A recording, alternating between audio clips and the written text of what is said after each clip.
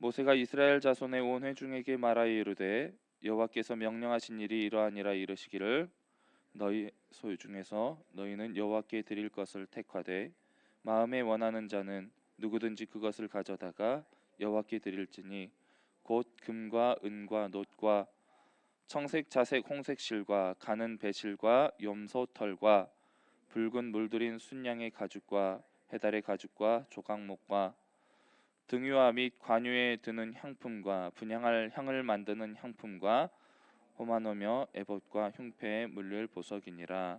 함께 보시겠습니다. 물은 너희 중 마음이 지혜로운 자는 와서 여호와께서 명령하신 것을 다 만들지니. 아멘.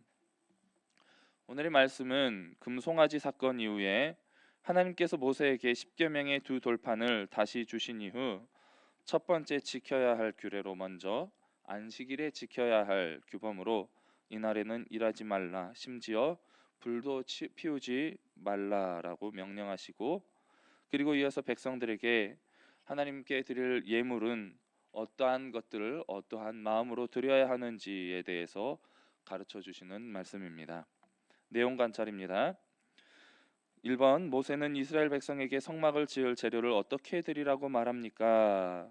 5절 말씀을 보면 너희의 소유 중에서 마음에 원하는 것을 가져다 드리라고 말씀하고 있습니다. 이는 하나님께 드릴 것은 억지로 드릴 것이 아니라 자원하는 마음과 자신을 드리는 마음으로 헌신해야 함을 가르쳐주고 있는 것입니다. 자신의 것에서 하나님께 구별된 것을 드린다는 것은 평소에 늘 하나님의 은혜를 생각하고 감사하는 마음으로 준비하는 마음의 자세를 가지라는 것입니다. 5절 후반부에서 9절까지의 말씀을 보면 하나님께 드릴 품목들에 대해서 나열하고 있습니다. 이런 여러 품목들이 지정이 되어 주어졌다는 것은 하나님께 드릴 수 있는 것, 즉 하나님이 기쁨으로 받으시는 것이 있고 하나님께 드릴 수 없는 것이 있다는 것입니다. 각 장소에 따른 필요와 쓰임에 따라서 하나님이 지정해 주신 것들을 우리가 잘 알고 기억하고 그에 맞게 드려야 한다는 것입니다.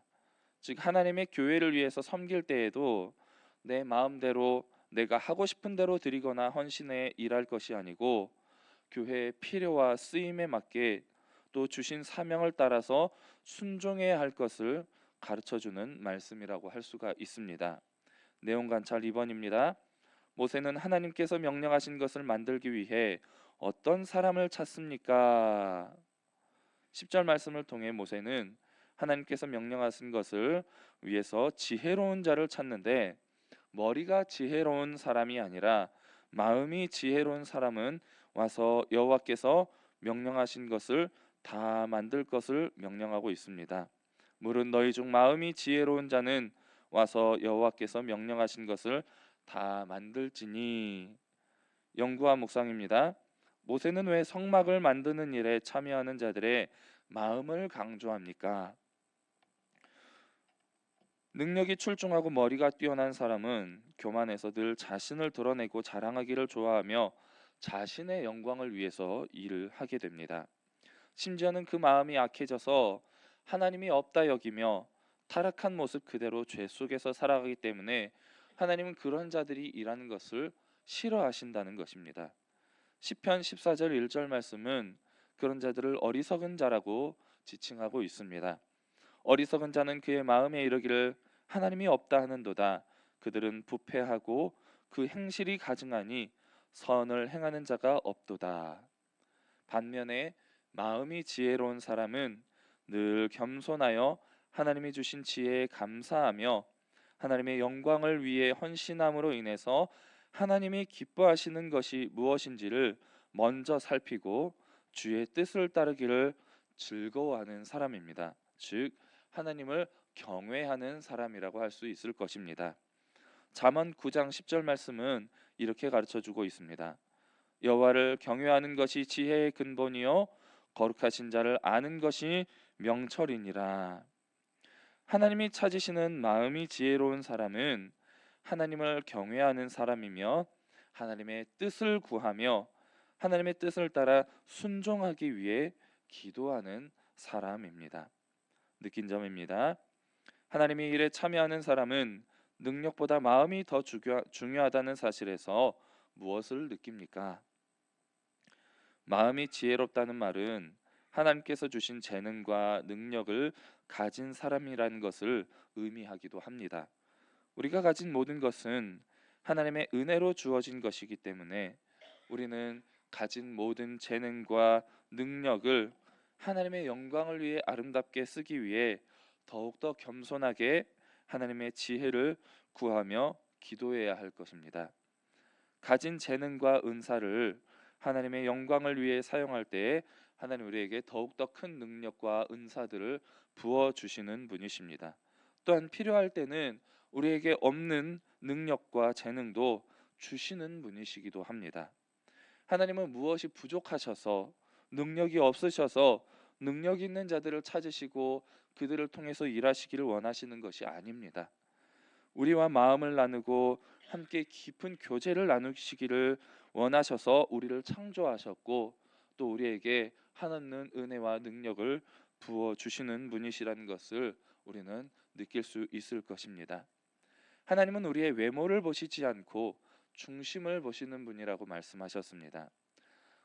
사람은 그 사람의 겉으로 꾸며진 모습과 그 행위로 나타나는 결과, 겉으로 드러난 현상만을 보지만 하나님은 그 사람이 어떠한 마음으로 행하고 있으며 어떤 마음으로 하나님께 드리고 있는지를 보신다는 것입니다. 하나님은 결과를 보시는 분이 아니고 그 이루어지는 과정, 마음을 드리는 과정을 보시는 분이심을 느낄 수 있는 것입니다. 결단과 적용입니다. 내가 맡은 일을 마음을 다해 전심으로 섬기지 못한 적은 언제입니까? 오늘 내게 맡겨진 하나님의 일을 마음 다해 섬기기 위해 무엇을 실천하겠습니까? 우리는 하나님의 영광을 위해 섬김의 자리에 설 때에 늘 하나님 앞에 거룩하게 구별된 자로 서야 할 것입니다. 우리가 맡은 일을 마음을 다해 전심으로 섬기지 못할 때는 돌아보면 늘 나의 욕심이 앞설 때에 우리는 마음을 다해 하나님을 섬기지 못했던 것을 기억할 것입니다. 구원의 은혜에 대한 감격과 기쁨이 사라질 때 우리는 다시 나의 욕심을 바라보게 되며 결국 하나님께 헌신한 것이 아깝게 느껴지게 되는 것입니다. 그렇기 때문에 우리는 늘 말씀을 통해서 오늘도 다시 한번 예수 그리스도를 통해 주어진 구원의 은혜와 영원한 생명의 감격을 기억하고 소망하며 감사해야 합니다.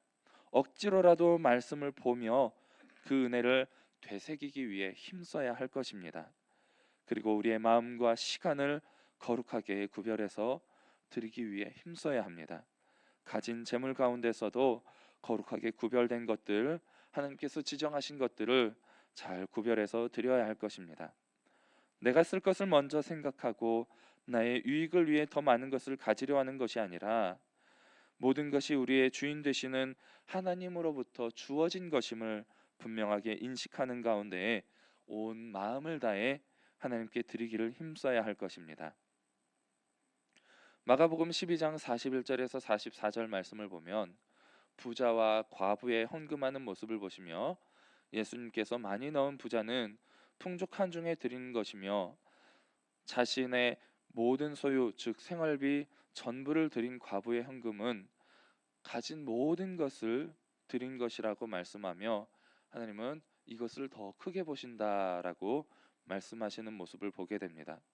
사람들의 눈에 보기에 많은 것을 보는 것이 아니고 그 마음의 중심에 있는 하나님을 향한 사랑의 크기를 보신다는 것입니다. 그런데 또 야고보서는 우리의 행함으로 믿음을 증명하라고 행함이 없는 믿음은 죽은 믿음이라고 말씀하고 있습니다.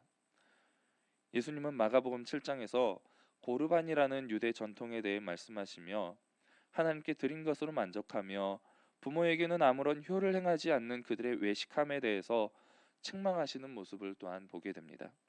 결국 우리의 섬김과 헌신은 몸과 마음이 일치되어서 온전한 것으로 하나님께 드려져야 한다는 것입니다. 마음을 드렸다고 해서 행함으로 아무것도 나타나지 않는 사람도 거짓이요 겉으로 많은 것을 드리는 것 같지만 그 속에는 자신의 욕심을 이루기 위해 잘못된 욕망으로 혹은 남들에게 자랑하기 위한 헌신과 수고를 드리는 것은 하나님께서 결코 기뻐하지 않으신다는 것입니다. 요한일서 3장 18절 말씀입니다. 자녀들아, 우리가 말과 혀로만 사랑하지 말고 행함과 진실함으로 하자. 오늘 하루도 하나님을 사랑하며 우리의 이웃을 사랑하기를 힘쓰며 말과 혀로만이 아니라 행함과 진실함으로 주님의 몸된 교회를 위해 힘써 헌신할 수 있는 성도가 되시기를 바랍니다. 오늘 큐티의 본문을 보면 이스라엘 백성들이 아무 때나 하나님께 예물을 드린 것이 아니라 정해진 때에 정해진 장소에 정해진 것들을 하나님께 드렸습니다. 이제 둔촌 주공 아파트 입주가 이루어지면서 교회에서 특별 전도대를 모집하고 있습니다. 그동안 마음으로만 전도해야지 하고 막연하게 생각하고 계셨다면 이렇게 정해진 시간과 장소에 온 성도들이 함께 마음과 몸과 시간을 헌신해서 영혼을 살리는 일에 적극적으로 동참하시기 바랍니다. 둔촌 주공만을 위해서가 아니고 우리 교회 주변을 복음으로 변화시킬 수 있는, 하나님께 아름답게 쓰임받고 칭찬받을 수 있는 좋은 기회가 주어진 이때에 우리 전도대로 많은 성도님들이 함께 동참하셔서 주의 뜻을 이루어가며 하나님의 몸된 교회를 아름답게 세워나갈 수 있는 귀한 헌신의 시간들이 되시기 바랍니다. 이 시간 말씀을 기억하시며 드리는 기도 제목을 가지고 함께 기도하겠습니다. 매 순간 하나님의 은혜를 기억하고 자신을 거룩하게 구별하여 예배자의 삶을 살게 하옵소서. 주의 교회를 위해 헌신하며 충성된 복음의 일꾼으로 살게 하옵소서. 12월 공동기도 제목입니다. 리모델링의 모든 과정이 하나님의 은혜 가운데에서 진행되게 하옵소서. 리모델링을 통해 교회가 해야 할 사명과 책임을 더 분명히 알고 깨닫게 하시고 복음의 본질을 더 굳게 붙잡을 수 있는 믿음을 주옵소서. 주여 한번 부르고 기도하겠습니다. 주여.